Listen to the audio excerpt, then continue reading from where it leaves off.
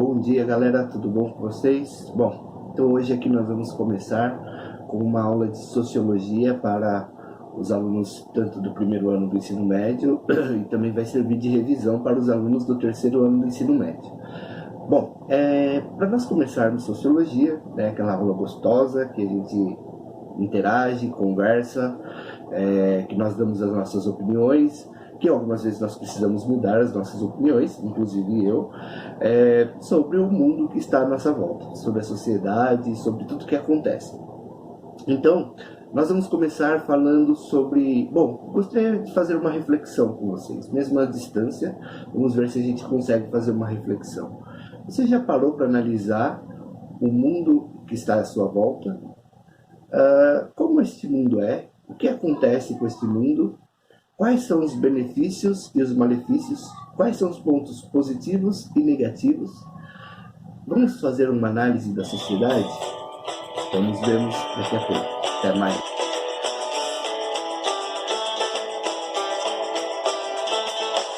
Bebida é água, comida é fácil.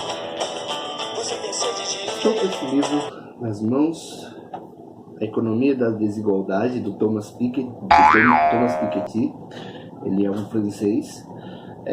E aqui nesse livro, a introdução dele, Thomas Piketty, ele já faz uma relação entre as discussões que existem entre dois lados aí. De um lado, as pessoas mais liberais, que nós chamamos de direita, né? Pessoal mais de direita.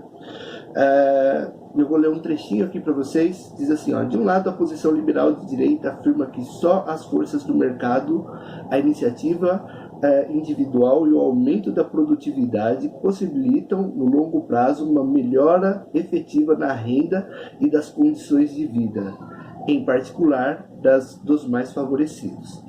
Então, agora, nesse momento que nós estamos vivendo, tem algo muito interessante aqui nessa fala do Thomas Piketty. Esse livro ele foi escrito já há uns 4 anos atrás. E nessa fala aqui é interessante por quê? Porque, na realidade, nós estamos vivendo um período, né, de crise, né, uma crise por conta da pandemia aí, do coronavírus. E essa discussão ela veio muito à tona, né? Muito interessante isso, porque as questões políticas aí, e principalmente as questões econômicas, elas surgem, né? E hoje nós temos uma discussão baseada nisso que Thomas Piketty introduz aqui no seu livro, que devemos ir trabalhar e nos arriscarmos a pegar o coronavírus, ou devemos ficar em casa e esperar que esse coronavírus aí vá embora, ou que os médicos consigam arrumar aí uma vacina ou um método para que os pacientes não morram, para que as pessoas não peguem, não contraiam essa doença. Então essa discussão é longa, né? Nas redes sociais isso está borbulhando a todo momento, na mídia, né? Há alguns que acham que isso é só uma gripinha, devemos voltar a trabalhar, outros acham que não, que na verdade nós temos que nos resguardar, outros acham que só tem que resguardar. E aí existem 2 tipos de quarentena, né, que eles chamam de vertical e horizontal. Então, quando a gente fala aí de quarentena ou período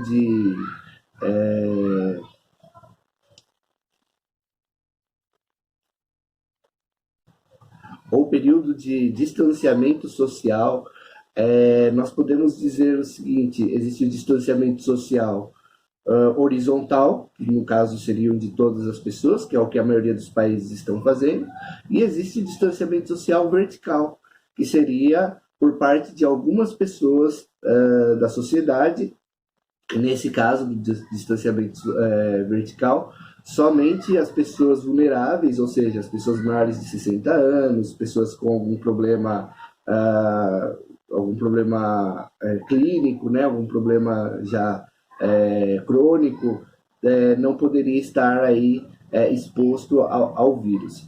Bom, mas fica essa discussão: será que nós temos que nos distanciar de fato? Ou será que não? Será que a forma como nós estamos tratando ou do vírus é exagero, né? E aqui entra exatamente nessa discussão, olha só. De um lado eu falei do povo de direita, né? E aí o Thomas Piketty coloca aqui, ó. Do outro lado, a posição tradicional de esquerda, herdada dos teóricos socialistas do século XIX e da prática sindical, afirma que somente as lutas sociais e políticas são capazes de atenuar a miséria dos menos favorecidos, produzidas pelo sistema capitalista. Então, de um lado, os de direita vão dizer que o problema é que as pessoas precisam produzir.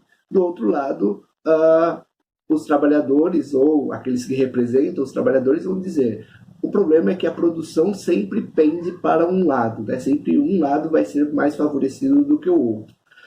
Bom, mediante essas discussões, nós vamos aí, né, na nossa aula 3 da apostila de Sociologia, a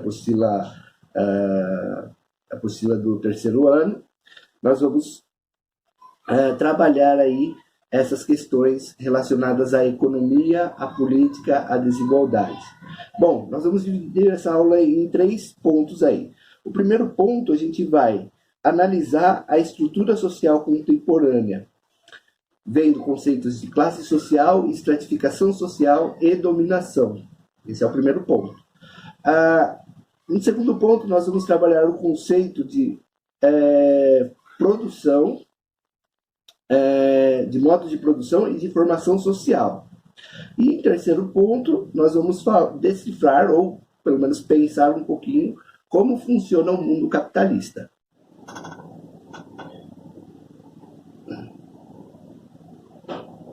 Bom, dando continuidade aqui, pessoal, nós vamos falar então agora sobre a questão das castas, estamentos e classes sociais. Então, só lembrando que essa questão da divisão do trabalho, divisão social do trabalho, ela foi uma evolução que aconteceu na humanidade.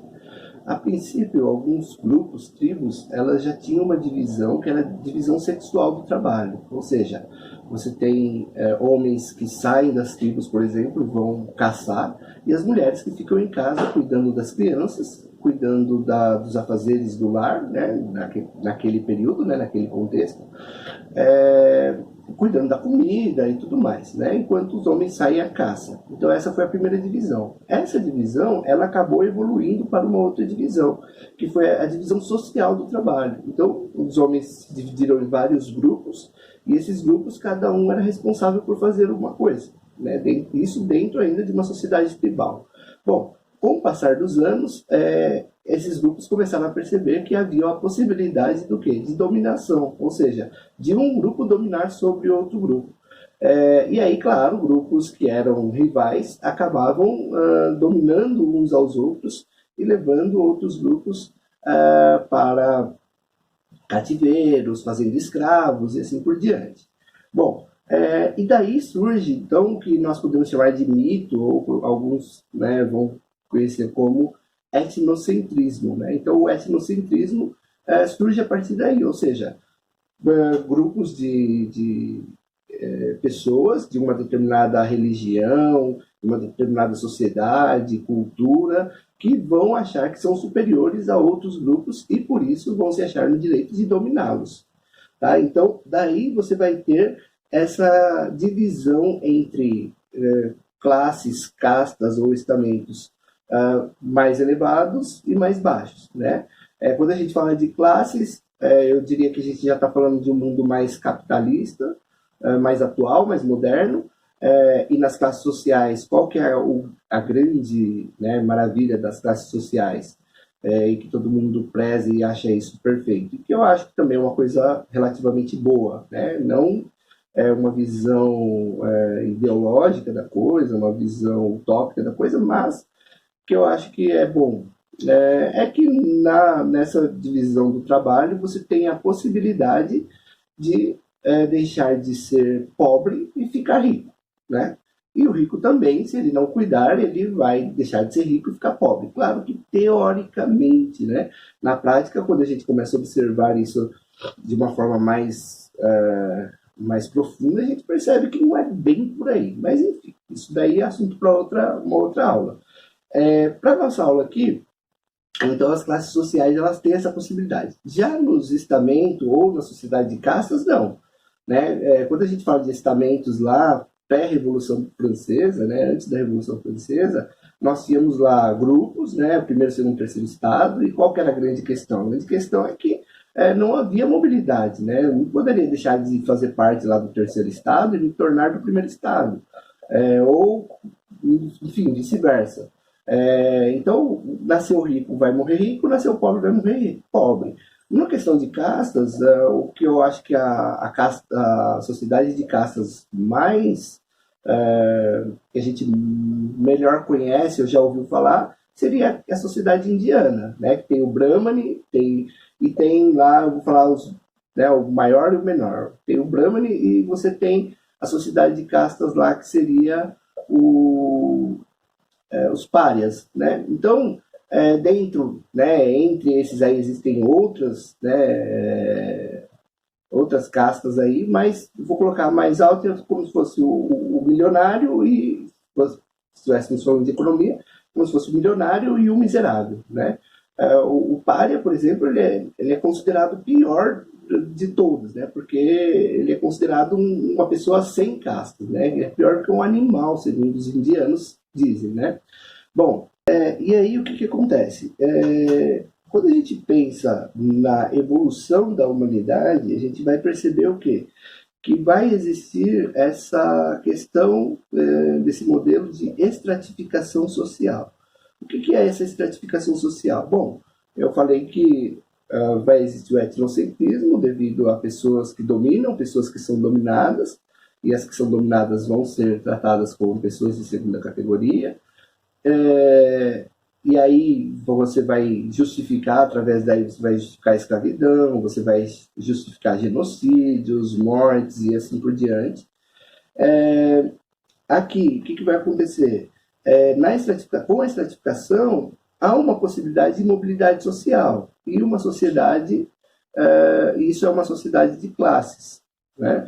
Ou seja, essa sociedade de classes, aí alguns filósofos vão falar sobre ela. Um deles é o Marx. Marx vai falar sobre a questão do materialismo histórico. Ou seja, o materialismo histórico seria a dominação por parte daqueles que detêm o poder e detêm o capital. Então ele vai falar o quê? Que sempre, claro, que o burguês, o mais rico, aquele que detém os meios de produção, vai dominar os mais pobres. Vai dominar aqueles que não têm nada, que simplesmente vendem a sua mão de obra, a sua força de trabalho. Então, o que acontece? Isso vai gerar o que, segundo o que Marx diz, ser uma luta de classes, ou seja, a luta daqueles que não têm contra aqueles que têm. E essa luta vai acontecer principalmente por quê? Porque vai haver sempre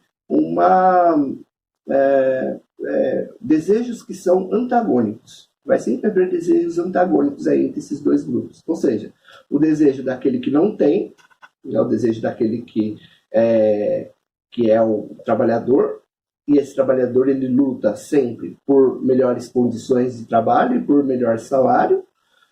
Em contrapartida, o burguês, o patrão, ele sempre vai lutar para que esse trabalhador gere mais lucro para ele. Se ele quiser que o trabalhador ganhe mais, de onde que ele vai ter que tirar esse dinheiro? Do seu lucro. O trabalhador, mesma coisa.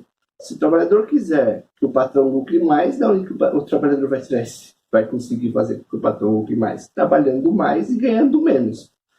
É óbvio que o trabalhador nunca vai fazer isso e o patrão dificilmente vai fazer isso também. Ou seja, dificilmente o patrão vai ganhar menos, vai ter menos lucro para beneficiar o seu trabalhador. E o trabalhador jamais vai deixar de ganhar para beneficiar o seu patrão. Isso vai gerar o que Marx vai chamar de luta de classes. E aí ele vai dizer a famosa frase, né, a história da humanidade é a história da luta de classes. Então Marx vai ter esse olhar para a sociedade. Já Max Weber vai observar de outra forma. Ele vai dividir em 3 pontos aí. Ele vai dividir em estratificação de ordem política, de ordem social e de ordem econômica. Então, o que seria isso? Ordem política, social e econômica, não necessariamente nessa ordem. Vamos começar falando sobre a ordem econômica. Então, para Max Weber, existe uma diferença, né, entre aqueles que têm muita grana e aqueles que não têm nada. Então, essa seria a ordem econômica. A ordem social está mais ligada à questão do prestígio. Não necessariamente um cara precisa ser rico para ter prestígio dentro da sociedade. Vou dar um exemplo aqui no Brasil, né? Um exemplo próximo de nós. Aqui no Brasil, independente da situação, né? Não estou nem falando isso por conta da questão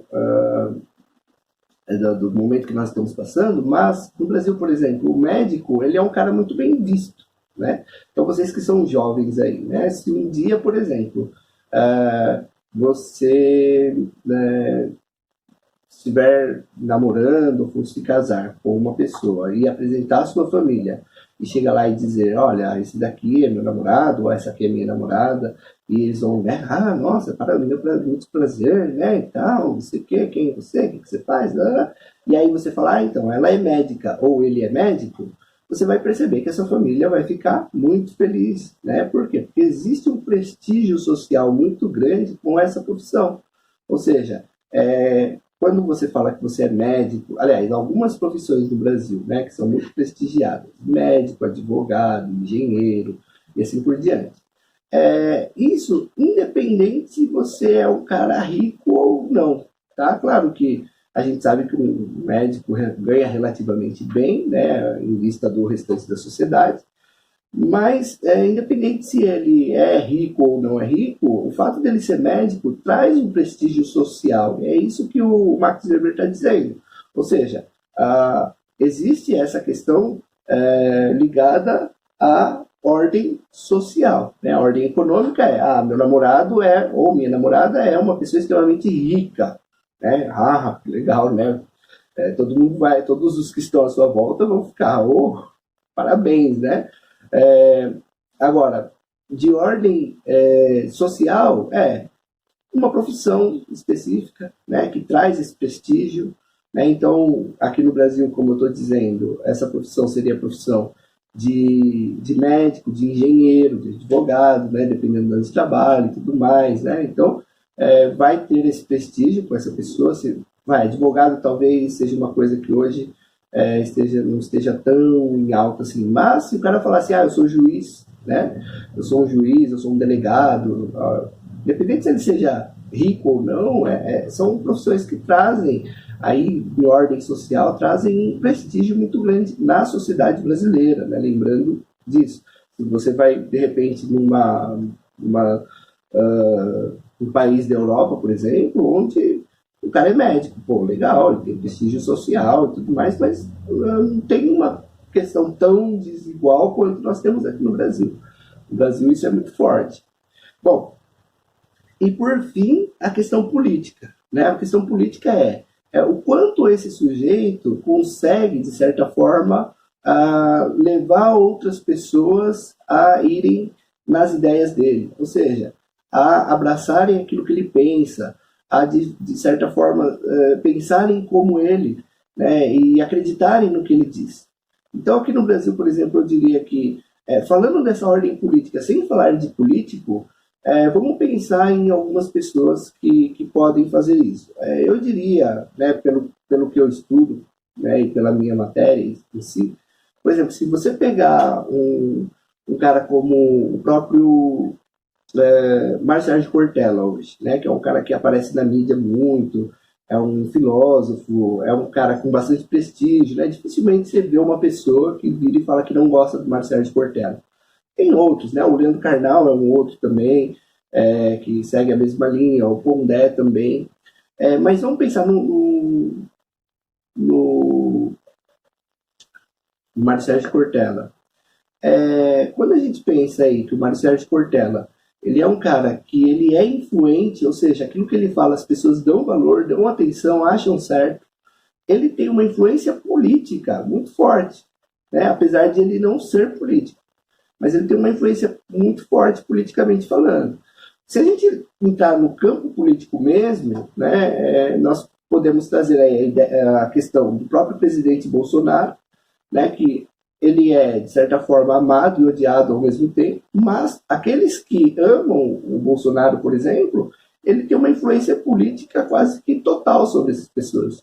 Então isso demonstra aquilo que o Max Weber está dizendo, né, essa divisão em 3 questões. Questões econômicas, que tem a ver com o salário, com quanto você ganha, o que você tem de patrimônio e assim por diante. Questão social, que é a qual grupo você pertence, o que você faz, qual o prestígio que você tem dentro da sociedade.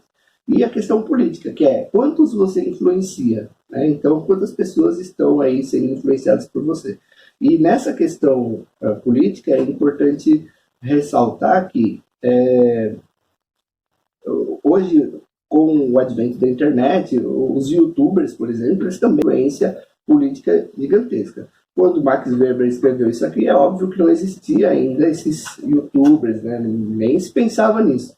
Mas hoje, por exemplo, observando e vendo como que a sociedade vai caminhando, a gente percebe que existe essa ordem política muito forte dentro desses grupos. Tá? Tudo bem? Bom, eu vou parar por aqui. Nessa aula eu vou até esse ponto, porque senão a aula vai ficar muito extensa. Aí eu vou fazer um outro vídeo dando continuidade na aula, tá? Então, um abraço para vocês. Até mais.